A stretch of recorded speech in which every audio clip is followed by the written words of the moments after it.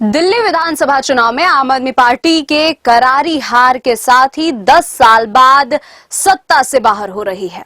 विधानसभा चुनाव में भाजपा प्रचंड जीत के साथ 27 साल बाद सत्ता में वापसी करने जा रही है। आम आदमी पार्टी जिसने 2015 में 67 सीटें और 2020 में 62 सीटें जीती थी, वह अब 2 दर्जन सीटों के आसपास सिमटती हुई दिखाई दे रही है।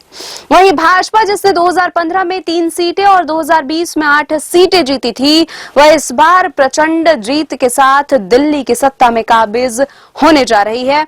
दिल्ली विधानसभा चुनाव में आम आदमी पार्टी के करारी हार के कई प्रमुख कारण रहे हैं। केजरीवाल के नेतृत्व पर सवाल।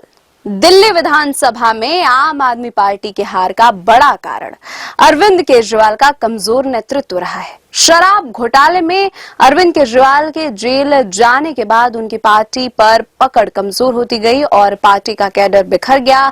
जेल से बाहर आने के बाद अरविंद केजरीवाल ने जिस तरह से मुख्यमंत्री पद से इस्तीफा देकर आतिशी को मुख्यमंत्री बनाया, उसको लेकर भी पार्टी के अंदर काफी सवाल उठाए। वहीं पार्टी की चुनावी रणनीति की चुनाव के दौरान काफी कमजोर दिखी।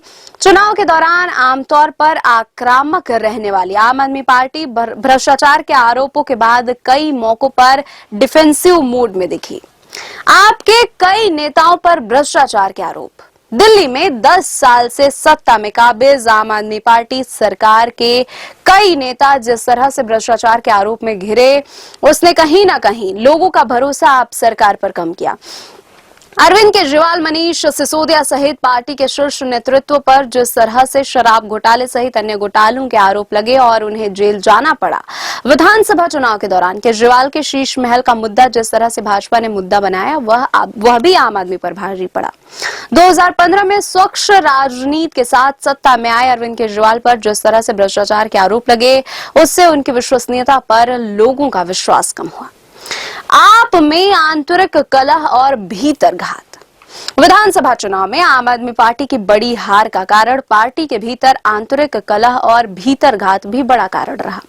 विधानसभा चुनाव की वोटिंग से ठीक पहले जिस तरह से आम आदमी पार्टी के विधायकों ने इस्तीफा दिया, उसका असर चुनाव में आम आदमी पार्टी के प्रदर्शन पर पड़ा है। इसके साथ ही आम आदमी पार्टी के प्रमुख नेताओं जैसे कैलाश गहलोत और राजकुमार आनंद का पार्टी छोड़ने से पार्टी का कैडर बिखर गया और कमजोर संगठनात्मक ढांचे के कारण आम आदमी पार्टी की हार हुई। कांग्रेस के अलग से चुनाव लड़ने से वोटों का बिखराव। दिल्ली विधानसभा चुनाव में आम आदमी पार्टी और कांग्रेस के अलग अलग चुनाव लड़ने से वोटों का बिखराव हुआ और इसका फायदा सीधे भाजपा को मिला। दिल्ली विधानसभा चुनाव में भले ही कांग्रेस अपना खाता नहीं खोल पाई हो, लेकिन उसने आम आदमी पार्टी के हार की पटकथा लिख दी। विधानसभा चुनाव के रुझानों के बाद जिस तरह से कांग्रेस के नेताओं ने आम आदमी पार्टी की हार पर बयान दिए, वह दिखाता है कि कांग्रेस ने चुनाव आपको बड़ा नुकसान पहुंचाया।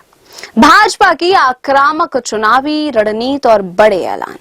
दिल्ली विधानसभा चुनाव में आम आदमी पार्टी की हार का बड़ा कारण इस बार चुनाव में भाजपा का आक्रामक चुनावी रणनीति रही है।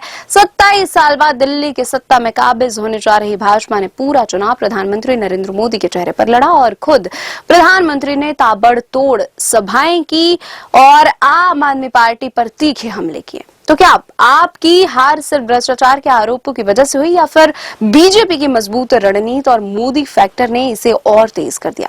अपनी राय हमें कमेंट सेक्शन में जरूर बताएं और हमारे चैनल को सब्सक्राइब करें।